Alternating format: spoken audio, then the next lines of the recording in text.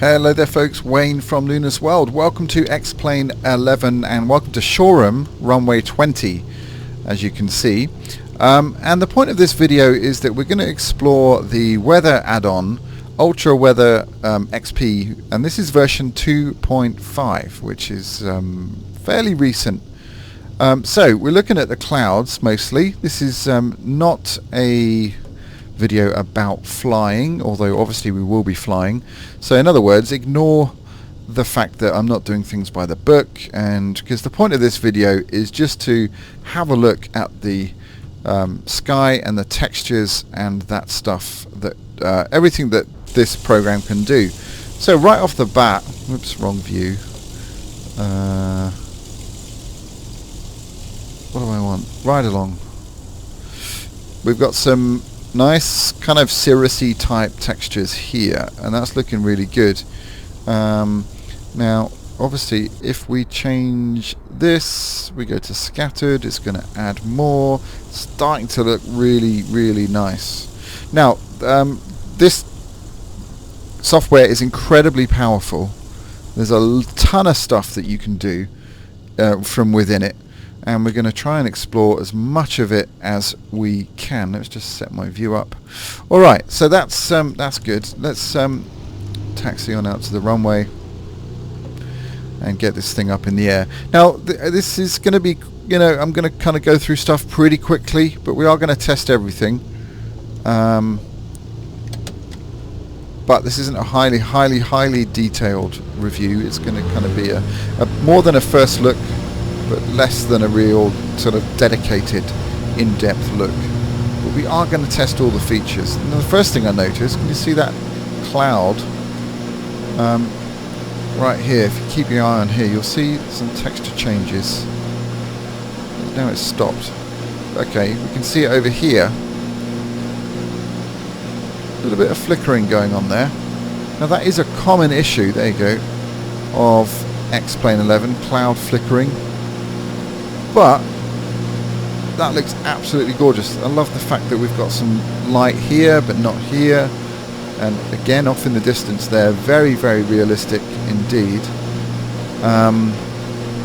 That's looking really nice, and the cloud textures themselves are also very accurate, crisp. And let's just take this scene here. If we look here, we've got shadows, we've got different colors, we've got density changes, quite sort of clear here, some misty sort of haziness, some really nice blending of the clouds, and that is pretty uniform by the looks of it. So that's exciting. That definitely is something I haven't seen as much, maybe in X-Enviro, but this is from that perspective, just from this short sort of couple of minutes I've spent, I think this is comparable to X-Enviro. But we are going to try and check out as many different things as we can.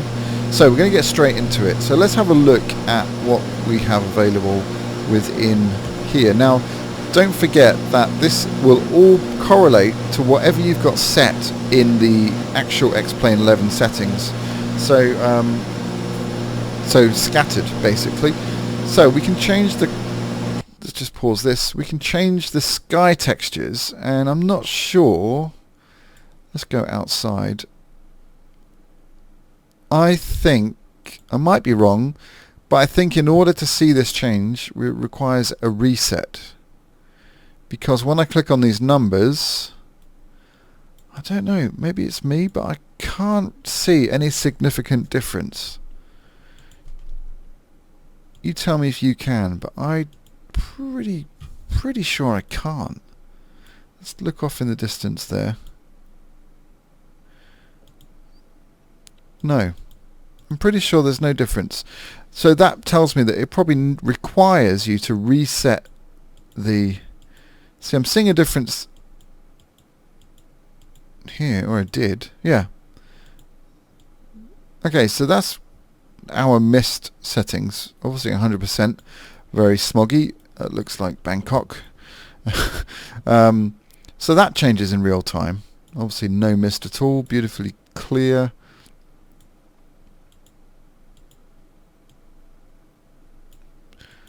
And I'm not sure, this is auto, isn't it? That's just, okay, what level of auto? I mean, it's weird, because if it's auto, you shouldn't have any control, I suppose, but anyhow, that's purely academic. Auto horizon. Okay, so now we're looking over here at the horizon. Let's see if we can, oops, helps if I actually click on it. Okay, so that's cool. So that changes the gradient, the color gradient here of the sky versus the sort of atmospheric effect here. We can raise that up and down. So that's actually quite cool. I like that a lot. I'd say 100% is probably the most appealing, I guess, visually appealing. Okay, so that's cool. Auto sun gain. So we're going to have to look at the, I think the sun is behind this cloud. Let's have a look.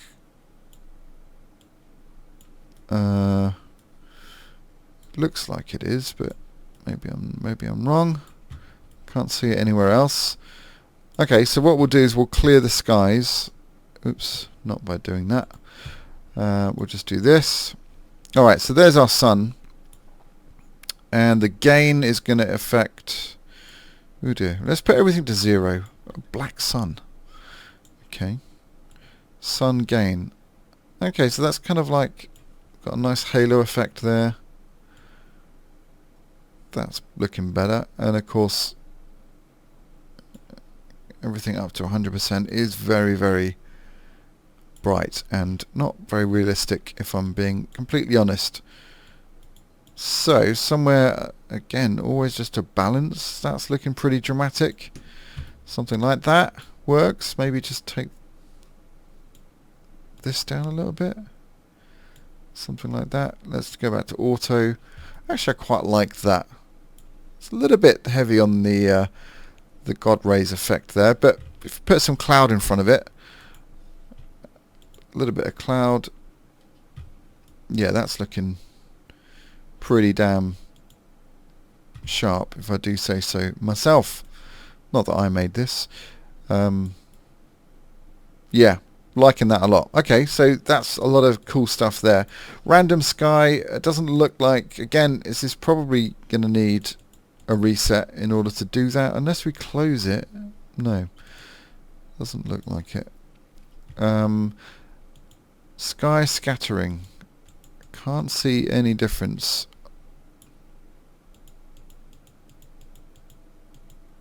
Nope. Sky gain, there's an obvious difference there, so this is just brighter. It's just giving you more brightness in the sky. Reduce sunset fog, I guess. Let's go to, oops, wrong one. Let's go to sunset. See if we can see that effect. Okay, wow, that's looking nice, I have to say. Beautiful. We actually haven't got any fog. I guess we would need to add some mist. I guess mist and fog, are they the same thing? Yeah, that's having no effect. So let's... not entirely sure about that. Maybe we'll come back to that. Oh no, this is cool. This is adding sort of a depth to the sky, or not. So that's obviously a very clear pollution-free night. And this is a kind of more smoggy effect. That's cool. I haven't really got any mountains that we can see off in the distance. I'm not sure what this does. I am seeing a slight change in the haze sort of in the distance here when I do that. Very subtle. Can you see that changing? And then overall brightness, I'm guessing, is how bright you want your sky. And again, that's a seasonal thing. Where's the moon? We see the moon. Don't have a moon because the sun is still up. Maybe should have a moon now.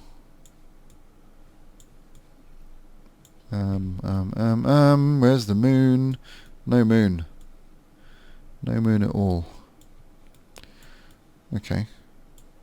Let's go further into the night.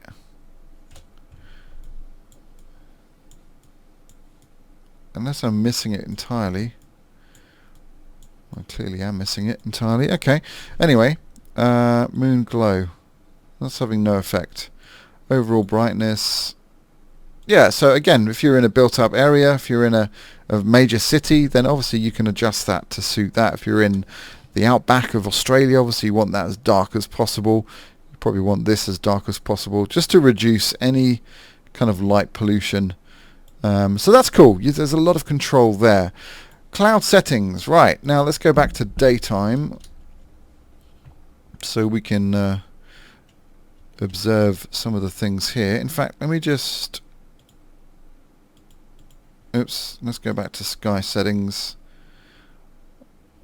I'm just going to put everything on auto. And we'll add some depth. And some a little bit of brightness. That'll do. Okay. Right, now, again, I'm not sure if we need to do a complete restart of X-Plane in order to see these different textures, but when I click, there is a slight pause before it flips over.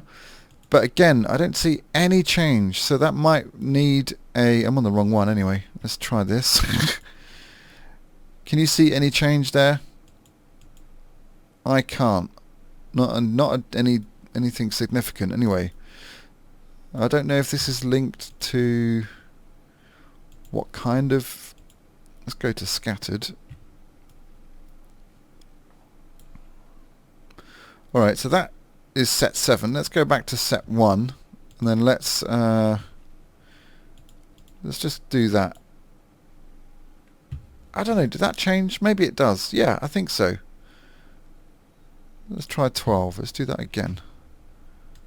So it looks like we just have to change the setting and reapply. Yeah, that is definitely different. So that's how you alter that. I'm guessing it's going to be the same with the cloud color, because when I click on it, nothing happens. So again, look at find a point in a cloud and keep your eye on that, and we'll try and see. Now I've clicked on white. Yeah. I think so. I think that's changed. Let's go grey. Let's try this again.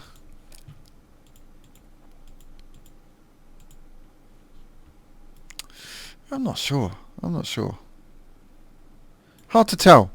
It's really hard to tell. But some of these things you can change in real time. For example, obviously, unclick this, the brightness of the clouds. So again, if you want a kind of more smoky, dingy, dark day, then you can change this here. You can change the amount of clouds, which looks like sort of the general thickness rather than the physical amount. It sort of just expands them a bit. And then a size, obviously that it really dramatically changes a kind of a more sort of individual type of an effect, or a group together kind of overcast type effect. Now that we're not in overcast, obviously. Auto avoid cutoff. I'm not entirely sure what this does, but there's definitely a change happening to do with the sort of density. Extra blending. That might need a restart, but again, that seems like it would probably fill in some of the gaps a bit more in a blended sort of a way.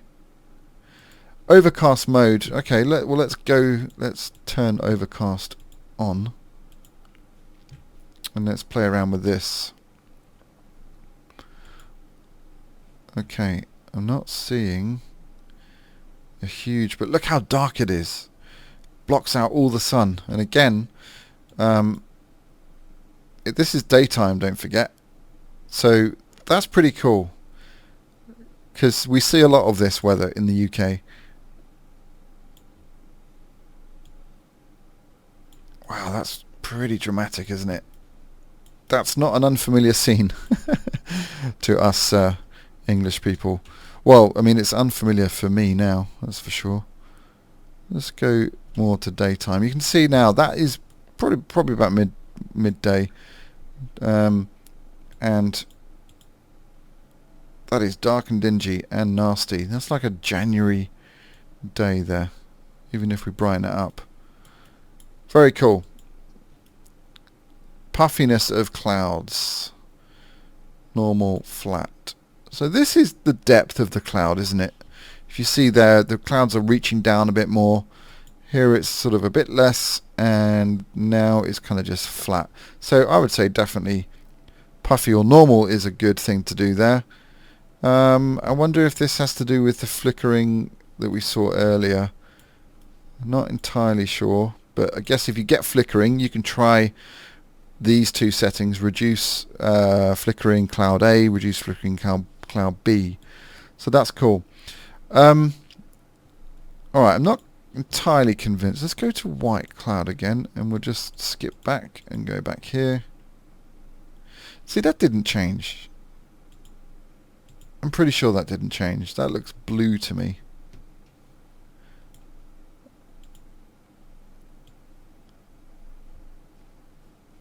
Not seeing any change there. Oh, okay, that's a big change. So the gain is like the exposure, I guess, kind of exposure effect. And that's the lighting. That's how they're illuminated, sort of from inside, I guess. Now that is looking really convincing there. That's great. And again, that's just, I don't know, is that it?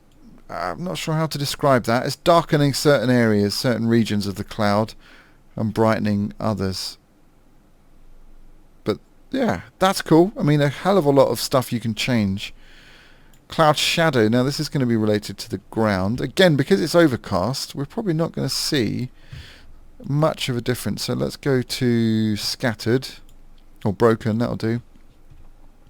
So now we should have, there we go. You can see some areas, there we go. The actual Shoreham Airport is nicely illuminated by some sun that is poking through. But actually we're still, let's reduce the amount, and we should see a more dramatic effect.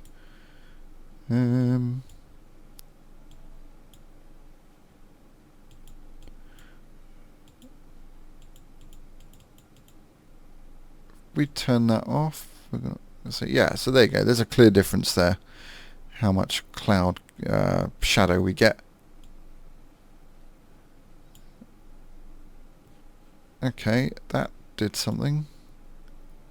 Does that change the shadows within the clouds? Yeah, looks like it. Looks like it. And the amount of cloud puffs we get. Okay, that's cool. Alright, let's go back to auto. So that's good. Water settings. Let's there's a ton of stuff here. Water settings. Again, we might need to do some changes here. Normal blue. Let's go brighter blue. And let's just, we'll do the same sort of a thing. I don't know if this affects the colour necessarily. I can't really see that this is changed. Maybe this requires a complete reset. There isn't an apply button or anything, no. So yeah, don't know. That might need a reset. Just some of this stuff we can do in real time. Not this one. Oh, definitely that one. But that's pretty weird. That looks good.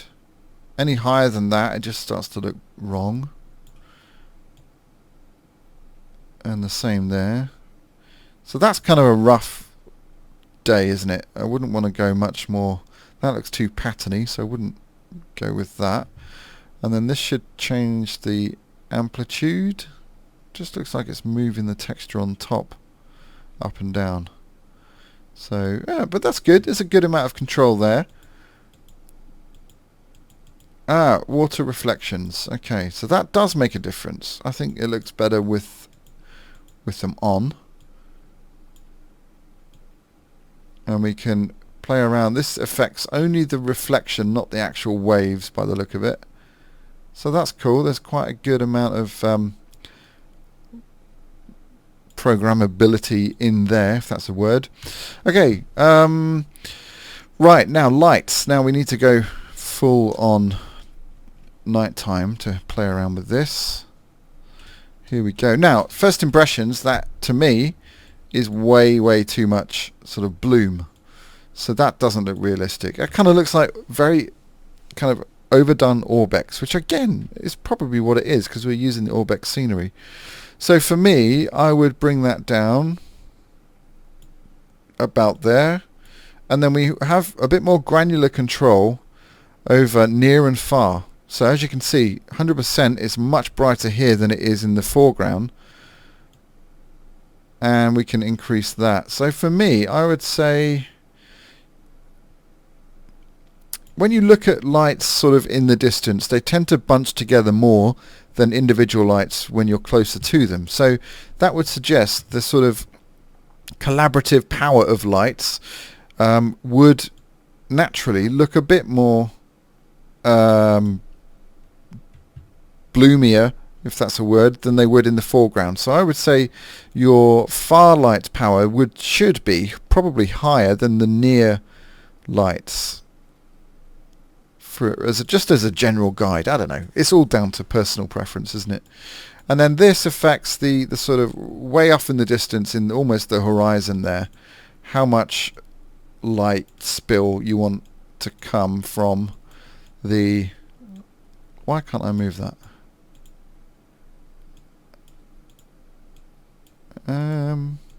Okay, doesn't look like I can move that dial or slider. Okay, but that I'm pretty happy with that. That looks really nice. A little bit round, but I think that's Orbex. That's not to do with this program, I'm pretty sure. And maybe there's settings in the actual Orbex to do that. Right, now general cloud settings. Let's go back to daytime and we'll have a quick look at that. Okay, we've got some nice clouds there. So now this is not changing the ground clouds. Let's have a look. Not clouds, shadows rather. This is textures.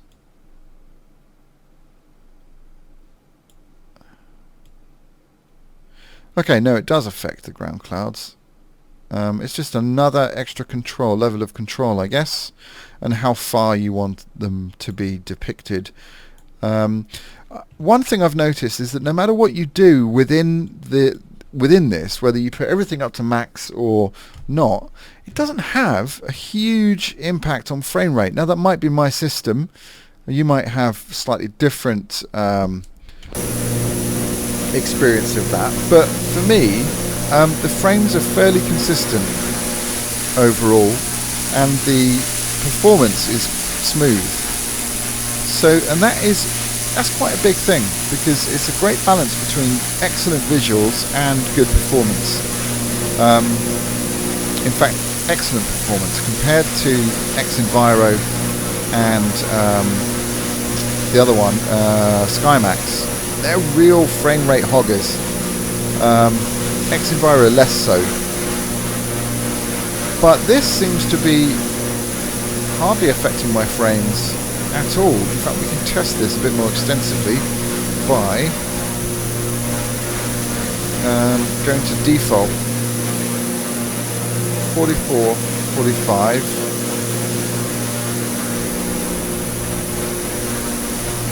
Okay, so we're losing about 5 frames for the benefit of all this great goodness, beautiful stuff. I think that's a trade worth making personally, and I just think it looks great on the screen. It just looks really good, very convincing, and I would say well worth it. So if you're in the market, if you're in the position to get a weather system, I would not rule this out by any stretch. In fact, I would do some very careful research on YouTube and see what your preferences are, because that's kind of what it boils down to. If you've got a fairly good system, frame rates on all three are probably not going to be, it's going to be very small differences, I think. At least with XEnviro. I think the other one,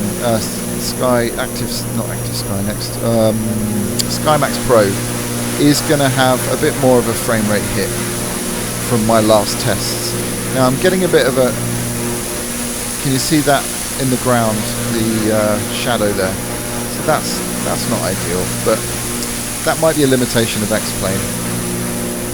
So guys, I hope you found this useful. I really like this. I think aesthetically it's very, very nice looking, and performance-wise, minimal impact. 5 frames is well, very well optimized in my opinion, and I think I'm going to stick with this. I like this a lot, and you know, this is getting updated all the time as well, so that's exciting. I hope you found this useful, guys. Let me know your preferences in the comments.